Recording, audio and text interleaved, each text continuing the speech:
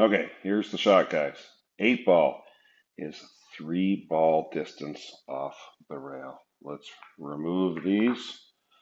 Okay, now we're going to cut it over here to this corner from a long straight in shot over 90 degrees. Okay, let's check out how to do that. Cue ball is right on the foot spot or the head spot, depends which side of the table you're on. Okay, this is dead center as well. 3 balls off the rail.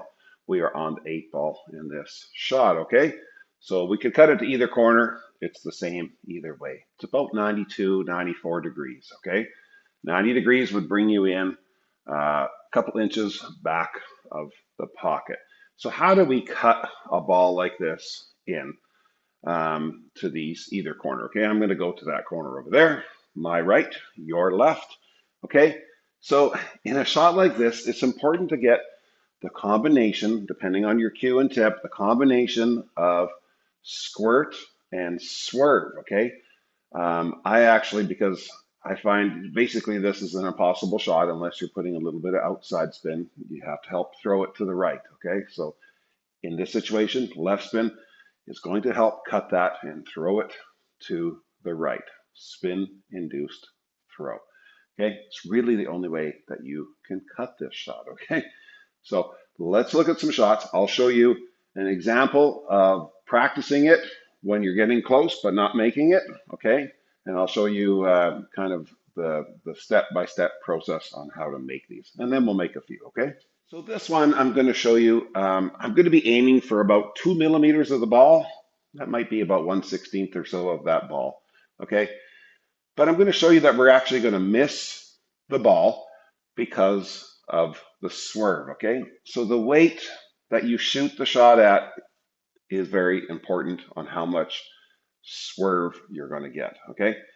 So I'm basically wanting the cue ball. I'm aiming for edge to the edge, but I'm going to I want a little bit of swerve because I want to hit that as fine as possible. And when I do, I still need the spin to actually throw it a few more degrees so that we can make it, okay? So here's an example. So I'm going to elevate about maybe just 2 or 3 degrees in my cue, just a tiny bit, okay? And I'm going to play lower left. Okay, I like a little bit of low as well because it sort of helps delay that cue ball enough where the spin and the swerve can kind of take effect. Okay, so here we're going to miss the shot altogether because I'm going to get a little too much swerve. Check it out. Okay, you see that? We missed it by half an inch or so. Okay, now let's get a little closer to it. I'm still aiming for the edge of the 8 ball, guys. Okay, here's a little bit of swerve. Okay. All right. So when you can start doing that, you're actually on track to actually make this cut. You just make a small little adjustment and you'll start cutting that really thin. Okay. So here is, if I keep a level cue, I'm not going to get quite as much swerve and I'm going to hit that 8 ball kind of on the edge like this. Okay. And we won't make it. I'm still playing lower left. Okay. So we didn't quite hit the edge. I didn't quite get the swerve that was needed on this shot. Okay. Now let's make it a couple times here. I'll show you how it's done.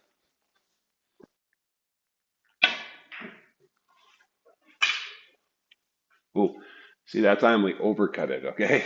So let's get this formula right here.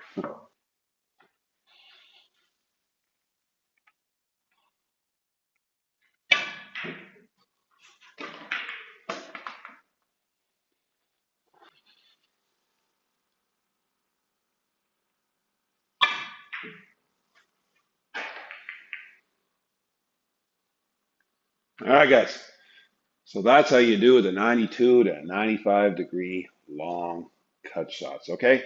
A couple things to note. Yes, it's a low percentage shot.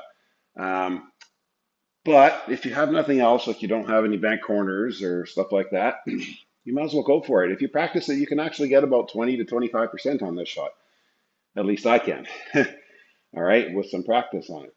I don't think anybody, including pros, are going to be 80 or 90% on that cut, including Earl Strickland or Efren or whoever, Shane Van Boening. All right, but I could be wrong. Maybe they'll do it 9 out of 10 times. Me, no. 2 out of 10, maybe for me. Okay, it's important to note too. Everybody has their favorite side to cut to. Okay, I am right eye dominant, so I actually like cutting to my right. Why? Because I can line up the edge of the cue ball to the edge of the object ball, the left edge of the object ball, and draw a line between them a lot easier because that's on my right side, because I'm using the right side of the cue ball to perform the cut action on the left side of the object ball. So some left eye dominant people, you might like to go this way. Okay. I struggled a little bit just right now as I was practicing, taking it to this pocket. Took me a little bit to get into the rhythm of aiming that direction because it's not my favorite direction based on my dominant eye.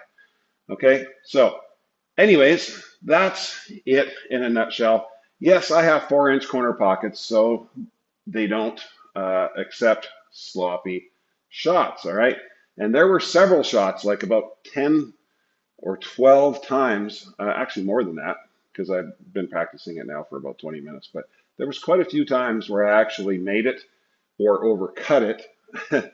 And so that's how much throw you can get, even on a longer shot like this. That's why I do like to play the lower outside spin. Though I like to play low on the cue ball because it kind of delays, helps the swerve, and it delays the side spin to catch somewhere in here just before you hit the object ball.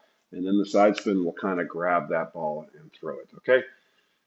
Yes, it'll work with straight side spin or even top side spin. I prefer, I can control the swerve a lot better with the hitting lower on the cue ball, guys. Okay, so that's that shot in a nutshell. Try it out. See if you can get 1 out of 5, 1 out of 10. Let me know. Okay. Oh, also, the scratch is a real possibility, but if these pockets were open, I'd assume you'd probably go for a bank to one of these corners anyways. So they are nicely blocked, or you probably wouldn't be trying the shot in the first place. All right. Talk soon, guys.